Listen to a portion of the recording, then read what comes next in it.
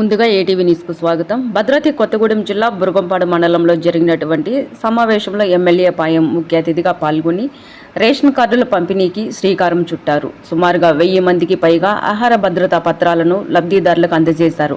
అంతేకాకుండా కళ్యాణ లక్ష్మి షాదీ ముబారక్ చెక్కులను సైతం అందజేయడం జరిగింది. ఈ కార్యక్రమంలో తహసీల్దార్ ప్రసాద్ మరియు ఎంపీడీఓ జమలారెడ్డి, ఇతర అధికారులు, కాంగ్రెస్ నాయకులు పెద్ద ఎత్తున కార్యక్రమంలో పాల్గొన్నారు. మార్కెట్లో పేదవాళ్ళు కొనలేరు, తినలేరు.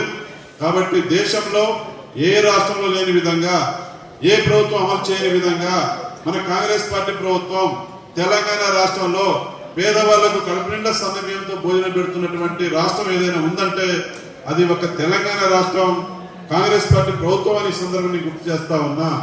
ఈ రోజు తెల్ల రేషన్ కార్డు, సన్నబియ్యం మరి మామూలు విషయం కాదు.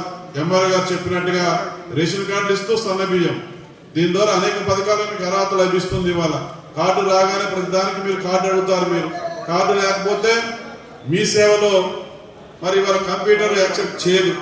ఇవాళ రేషన్ కార్డు వచ్చింది కాబట్టి మీ పిల్లల్ని హాస్టల్లో చేర్పించాలన్నా, రాజీవ్ ఆరోగ్యశ్రీ పథకాలు మీరు ఫ్రీగా వైద్యం పొందాలన్నా, మరి మీకు ప్రభుత్వ పథకాలకు మీరు ప్రతిదానికి మీరు పొందాలన్న అర్హత ఉండి మరి ఇవాళ అటువంటి వాళ్ళందరికీ ఈ రేషన్ కార్డు ద్వారా మీకు న్యాయం జరగబోతా ఉంది.